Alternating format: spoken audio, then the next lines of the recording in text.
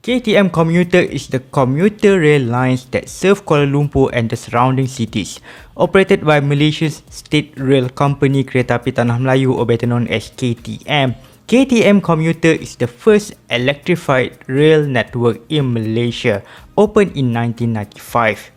After years of operation, there are numerous issues that cause the dissatisfaction of the commuter users: overcrowding, problematic ticketing system, delay, and train accidents. How did the problem appear, and are there any efforts to solve the ticketing, overcrowding, punctuality, and safety issues? Let's take a ride in a commuter train while understand of the issues and problems of the first electrified rail network in Malaysia.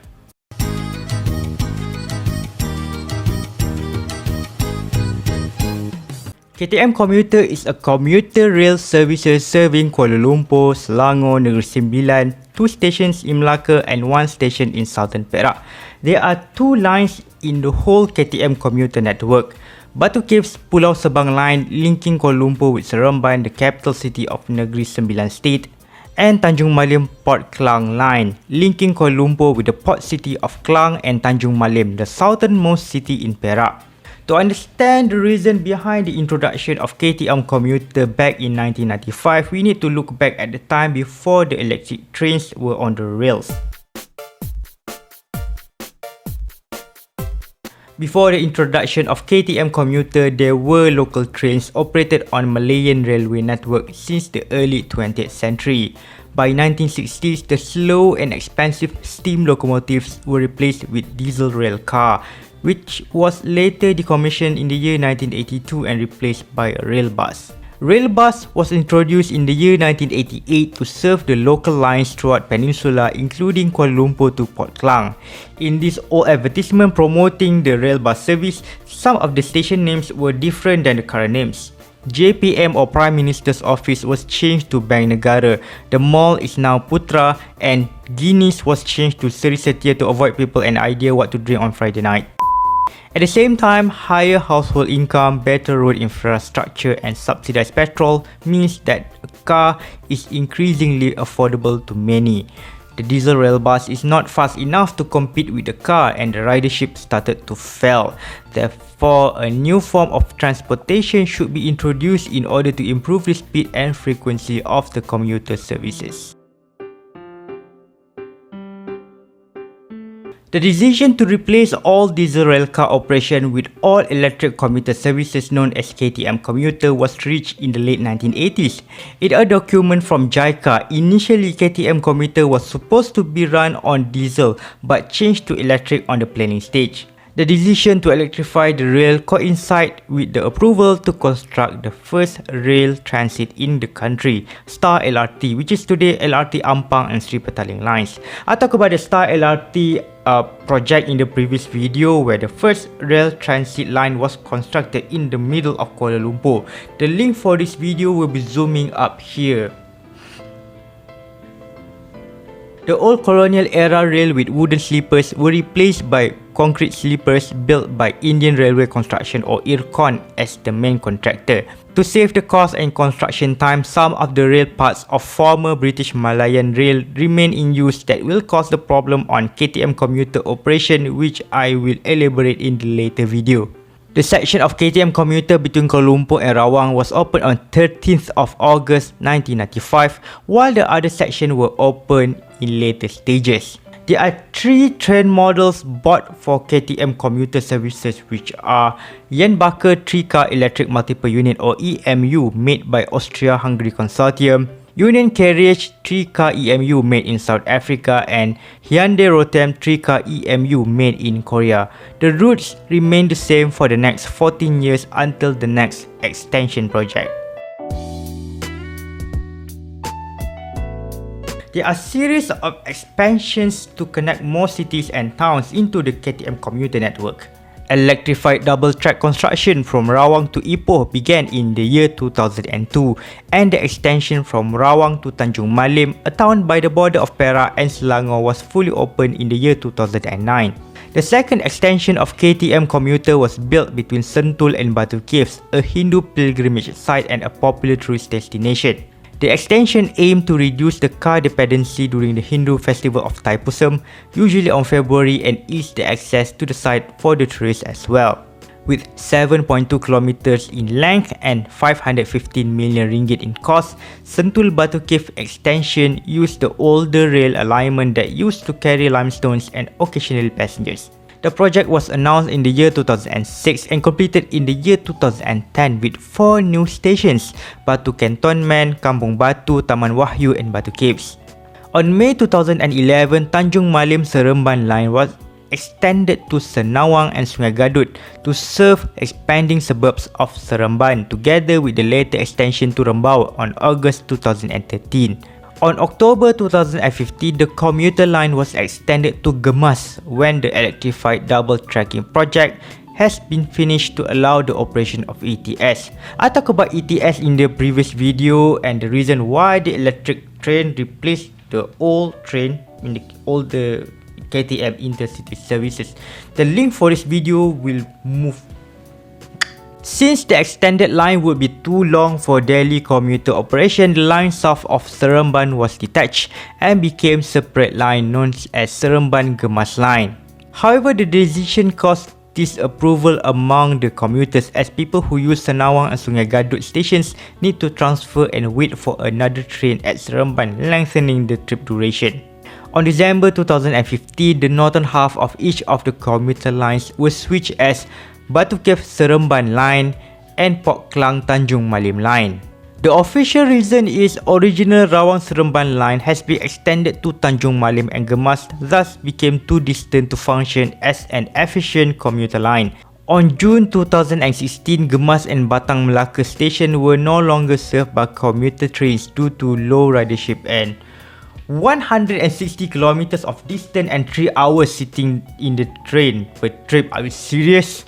By July 2016, less than a year after its introduction, Seremban Gemas line was recombined with Batu Cave Seremban line with the new terminus at Pulau Sebang Tampin.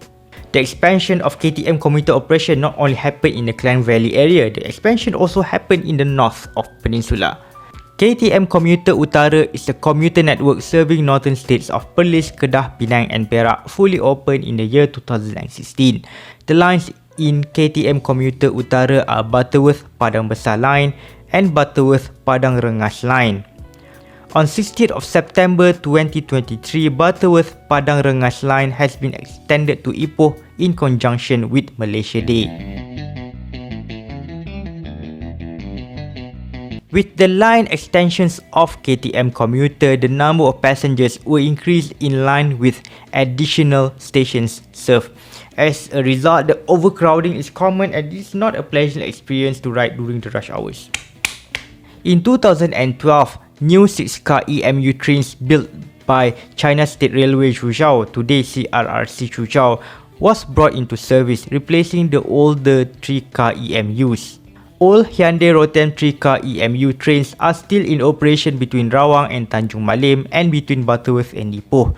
To be honest, the seats in the older 3-car EMU were more comfortable than the newer but hard 6-car EMU trains.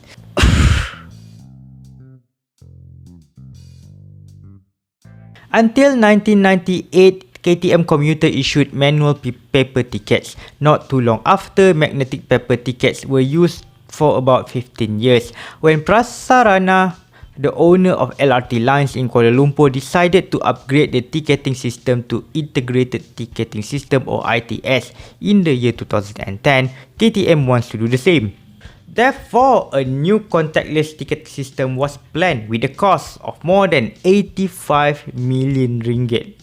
According to the Star newspaper, on the 3rd of May 2012, the implementation of new ticketing system was postponed and should be operated by August 2012. Months turned to years. A number of new ticket machine and turnstiles were still in their boxes. The delay of implementation of contactless ticketing system and early withdrawal of magnetic tickets caused KTM to issue manual paper ticket to commuters. The ticket need to be checked manually and long queue in front of a ticket counter is common.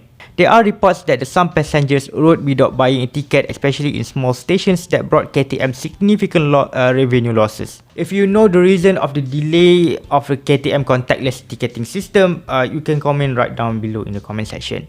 At last, on 90th of October 2016, contactless ticketing system was in operation with single journey tokens and the introduction of commuter link card, which can only be used for commuter rides.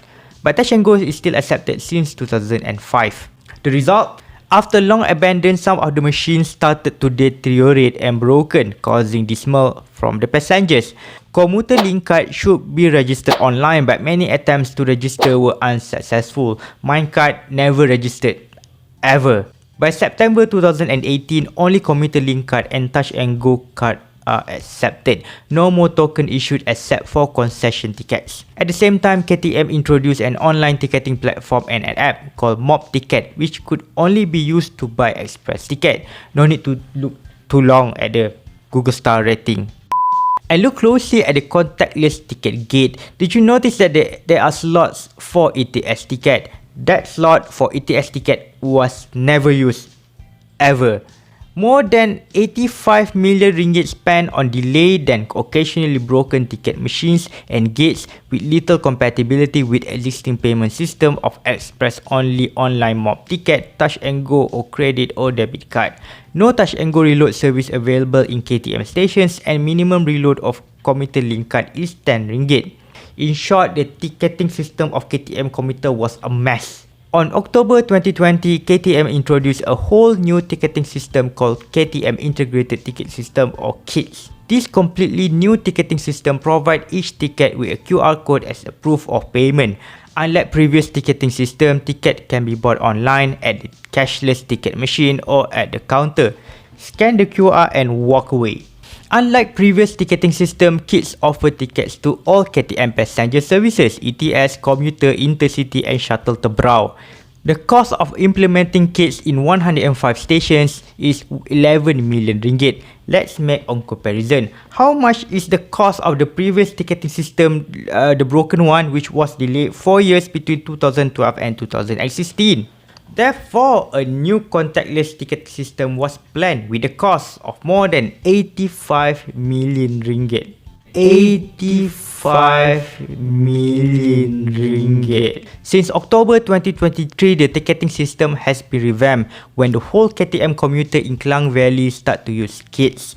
By November 2023, the turnstile accept local bank cards with the plan to accept international debit and credit cards in the near future, which is ahead of LRT and MRT systems but 5 years later than KLIA Express. You might be disagree with my personal opinion, but I prefer this QR ticketing system more than the previous one. You can buy the ticket anywhere, anytime you want, just in case if you want to buy a ticket at 4 in the morning. QR based ticketing means one less card in the wallet and no more worry of forgetting to reload or top up the card value.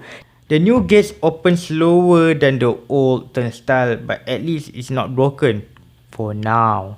While the ticketing woes gradually solved, the time taken between the same station has increased due to little non-public project, Klang Valley Double Tracking Project or KVDT. KVDT project caused massive delays and trip reduction due to never-ending track replacement works. This part will be elaborated in the next video. There are 57 stations throughout the KTM commuter Klang Valley network and 23 stations in the northern routes. You can buy the ticket at the cashless ticket machine, at the counter or online. Thank you so much for watching. I hope you learned something new about KTM commuter and the related issues that need to be addressed and improved. Thank you so much for watching again and see you in the next video.